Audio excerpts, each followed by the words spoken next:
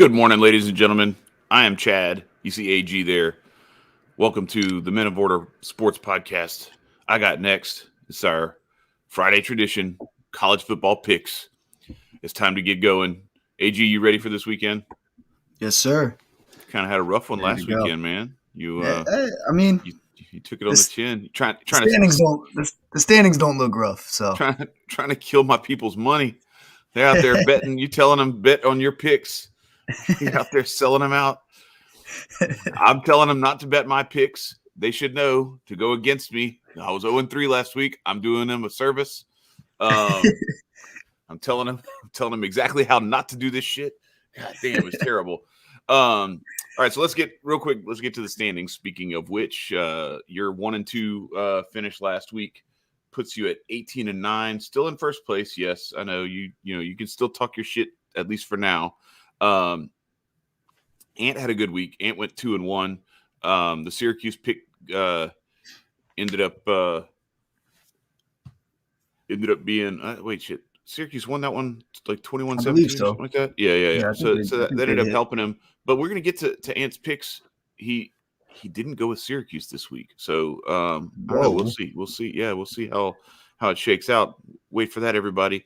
Saul G, he went 2-1 in his original 3 picks, but he had to go pick 3 more, and he went 1-2 in those. So he finished 3-3 for the week.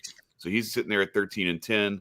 We're not going to talk about me. 0-3, terrible. Matt Sinikowski, he actually had a good week. Went 3-0, making up for his 0-3 week a couple of weeks ago.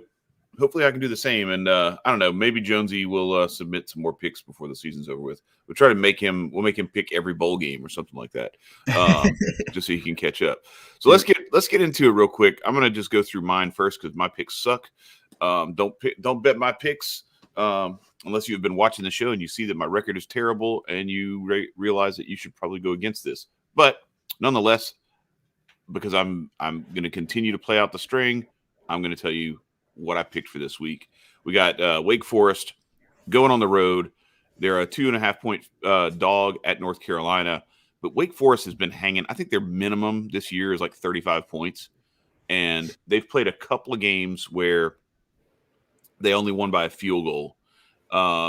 But they've won every game. They're 8-0. They're crushing it. I don't understand this. Maybe Vegas has something up their sleeve that I'm not aware of. But yeah, give me Wake Forest in the 2.5 all day. Washington +7 at home against Oregon. I'm going to go with the Saul G logic here. Oregon just found out that they're in the college football playoff if everything ended today. They are number 4 in the college football playoff rankings. All they have to do is not fuck it up, and they will be in the college football playoff. So, to borrow one from Saul G, they're going to fuck it up. And I'm going to go with this might be the weekend. I'm just going to keep riding against them until they do fuck it up. And I think this sets up perfectly because this is coming off of the high of finding out that you're in the top 4 and like you control your own destiny and all this other bullshit.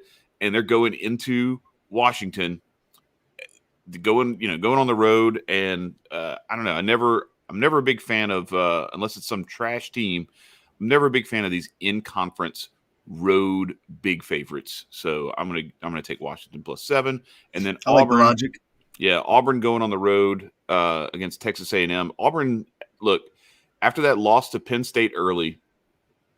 And they had their struggles, but they had that good comeback against LSU, and they played really well last week. Like, really impressed me.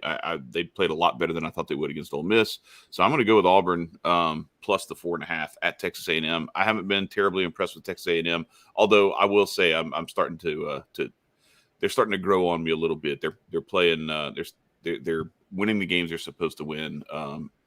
Those couple of early losses to Arkansas and Mississippi State notwithstanding, because Arkansas and Mississippi State are proven to be a little bit better than we thought they were. So that's my picks.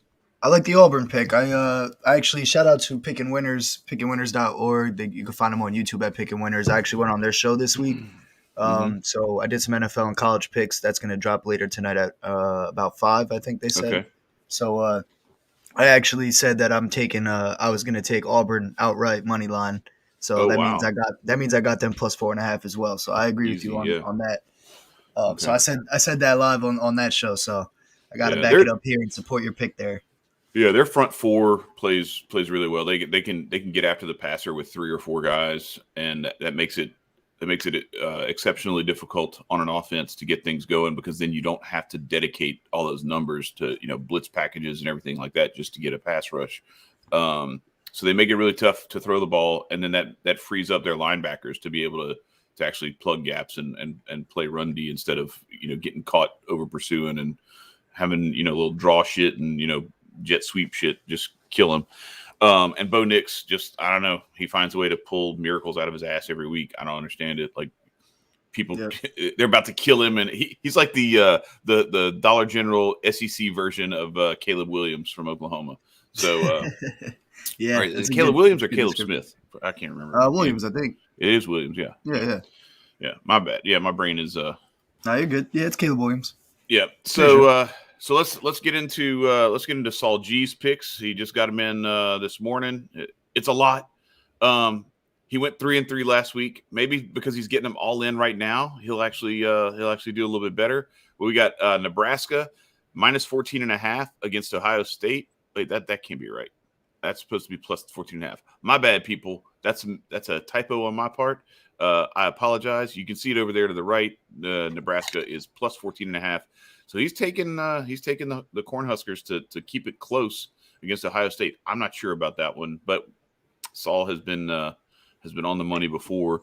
That's a noon. That's a noon Eastern game. I don't know. We'll see how good that crowd comes out in force. Missouri plus 39.5. I mean, I have a hard time arguing with like a spread that's this massive. Like, Georgia could still beat the piss out of Missouri and only win 31-0. You know what I mean? Like, it's 39.5 is a lot to ask. Purdue plus 2.5 against Michigan State. Michigan State, kind of in that similar Oregon category where they find a way to fuck it up every year. And, they found out that, they're in good standing with the NCAA, playoff committee. So I kind of like this pick too. A little bit of a letdown. Washington plus 6.5. All right. So Saul G is with me. All right. I'm good. Life is good. I think I'll be all right, because the last time I went against his wishes, Oregon screwed me just like he told me they would. Indiana plus 2.5 against Michigan. I love this pick. You know why? Because I hate Michigan and I hate Jim Harbaugh. Not like real, but you know what I'm saying. Like, I'm not a big fan of the program and how they're playing. I think they're way overrated. They have been all year, and I think Indiana can keep this under 3 touchdowns. Hawaii plus 7.5. I don't know. I don't care. Whatever. Good pick, Saul. Go ahead, man. And so then real quick, we'll get Ant's picks. He did not go with a Syracuse pick this week. I'm kind of stunned. He picks Army at Air Force plus 2.5.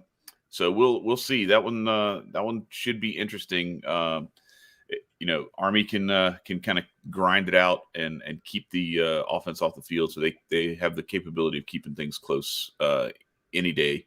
You got North Carolina minus 2.5 against Wake Forest. I hate this pick because of all the reasons that I picked Wake Forest in the first place. Wake Forest is a really good team. Yes, they're playing on the road, but they have been running up huge offensive numbers. And yeah, they struggle to stop people, but I don't know. When they lose a game by more than a field goal, I will go with a spread like this. Until then, I'm going to keep picking them.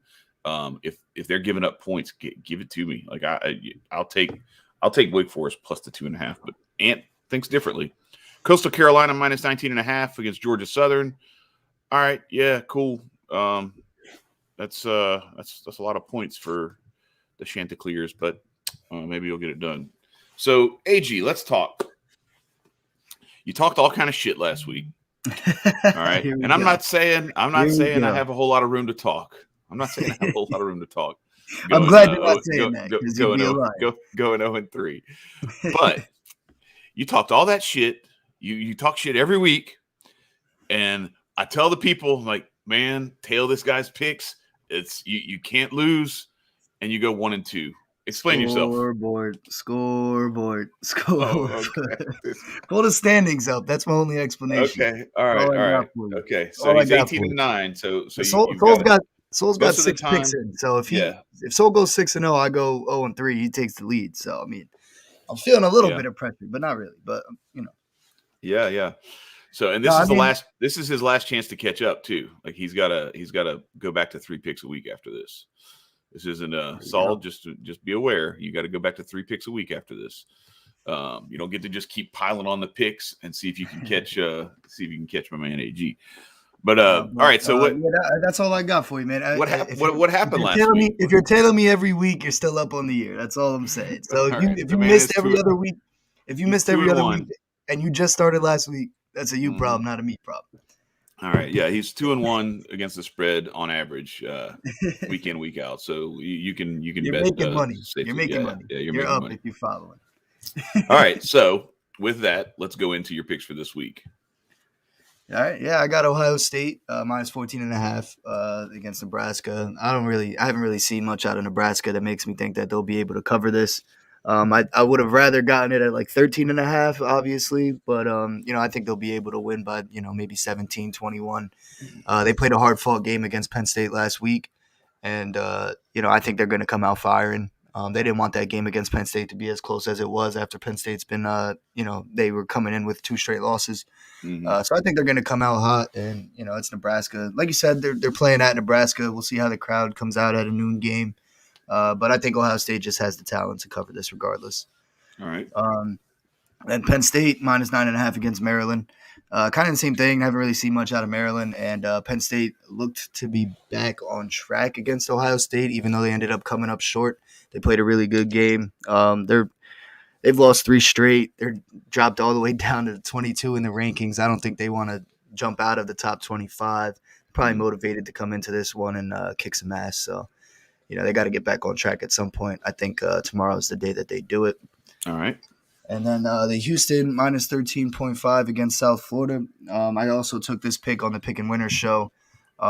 At first, I let them handle it, but then they convinced me. And by the end of it, I was like, yeah, I'm going to go Houston minus 13.5. So I stuck with it for this one. They're a good football team. I think they're like 7-1 or something like that. Mm-hmm. South Florida's coming in 2-6. So that's a better, more friendly spread than the Ohio State game because it's coming in at 2 touchdowns instead of over 2 touchdowns. So I thought that was a no-brainer for me. Yeah, I feel it. Well, we will. Time will tell. We will see. It will. And time will also tell whether or not we're going to get to see this the next time Saul G is on the show because he's running out of time. I'm running out of time too. He has to catch me, right, or something. He said if he doesn't catch you, he's going to dye his hair whatever color, a color of your choice. And I talked you into Oscar the Grouch Green. So I look forward to it very much. Let's one more time go through the standings. AG is in the lead by essentially 5 games on Ant in terms of what Ant needs to do to catch him in victories.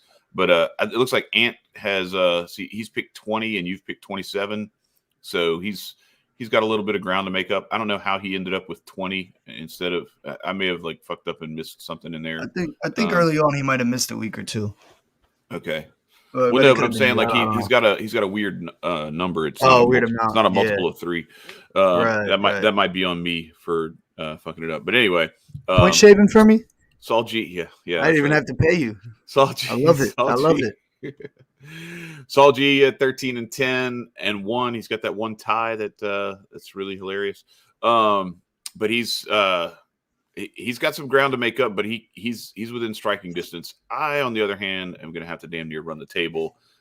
Matt, if you want to start making up picks, now's the time. You're running out of time, so you don't have to do 3. You can do more than 3 if you want. Jonesy, I don't know, man. Just if you ever want to come on the show again, just let me know.